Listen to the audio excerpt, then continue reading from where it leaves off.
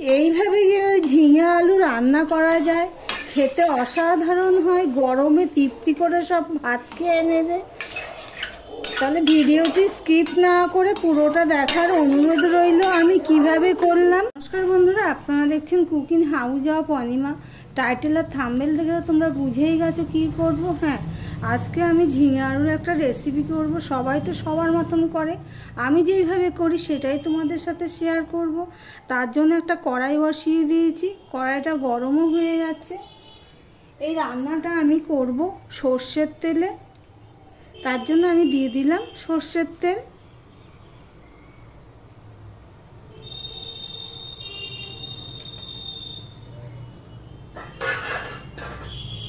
তেলটা হতে হতে তোমাদেরকে আমি দেখাচ্ছি।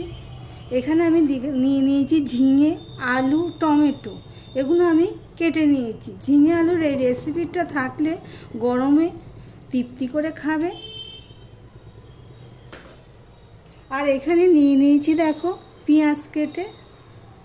চলো তাহলে শুরু করি রান্নাটা। তার জন্য আমি পেঁয়াজটা প্রথমে দিয়ে দিচ্ছি।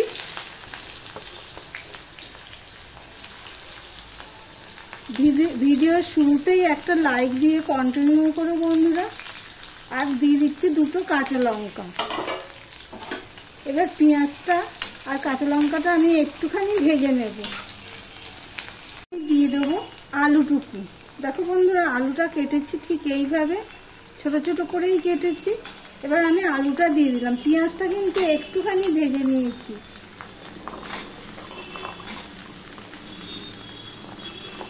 সবার প্রথমে আমি আলুগুলো দিয়ে পেঁয়াজ আর আলুটা আমি ভালো করে ভেজে নেব। ভিডিওটি স্কিপ করো না বন্ধুরা, তোমাদের কাছে একটাই রিকোয়েস্ট, স্কিপ করে দেখো না। এবার আমি দিয়ে দিচ্ছি, আলুটা তাড়াতাড়ি হওয়ার জন্য দিয়ে দিচ্ছি একটুখানি নুন।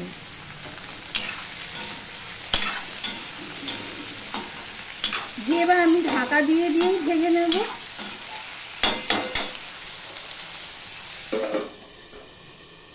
বন্ধুরা, আলু পেঁয়াজটা একটু ভাজা হয়ে গেছে।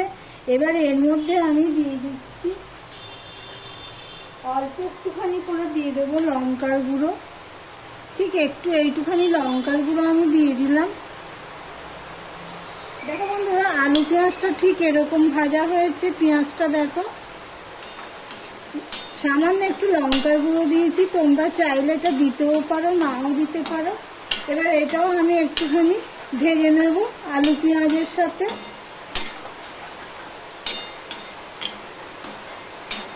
এবারে আমি দিয়ে দিচ্ছি, এখানে দেখো ঝিঙে আর টমেটোটা আমি তখন দিইনি, এখন আমি এটা দিয়ে দিচ্ছি।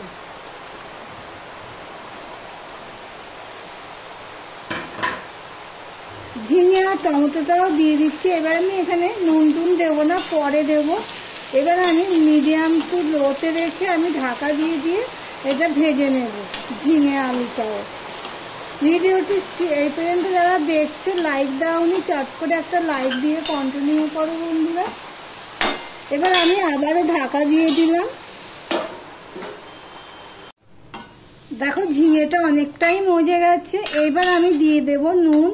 আমি তো আলু ভাজার সময় অল্প নুন দিয়েছিলাম, এবারে আরেকটু নুন দিয়ে দিলাম।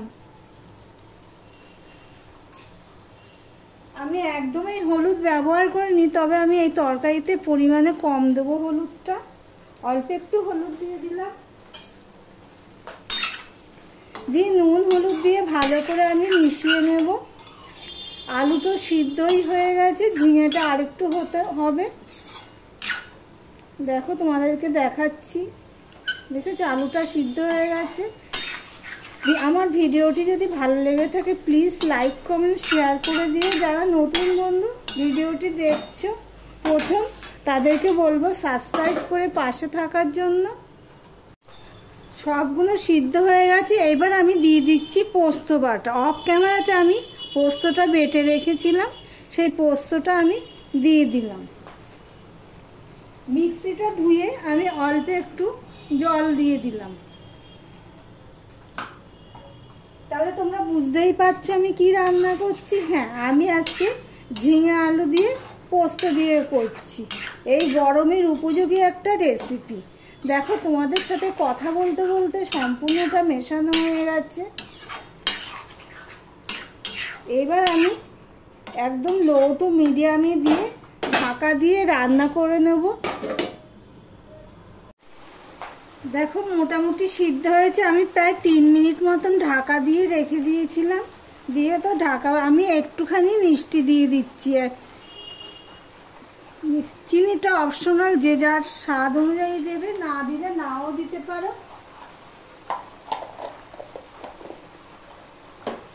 এবারে এর মধ্যে দিয়ে দিচ্ছি অল্প একটুখানি 1 চামচের মতন সর্ষের তেল।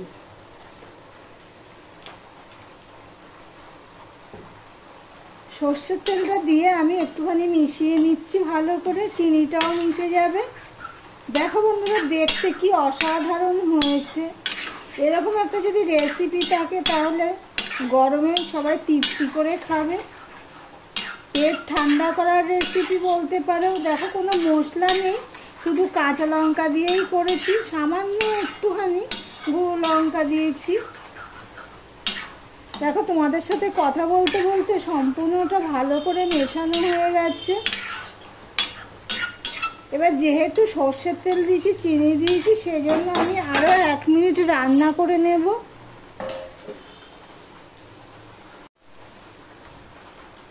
আমি 1 মিনিট পর তোমাদের সামনে আসলাম। দেখো বন্ধুরা কি দারুণ হয়েছে। এইভাবে যদি ঝিঙের রেসিপি থাকে তাহলে দারুণ লাগবে খেতে। এবার লাস্ট ফিনিশিং তোমাদেরকে আমি দেখাচ্ছি। সার্ভ করার জন্য একটা ডিশে তুলে নিচ্ছি বন্ধুরা।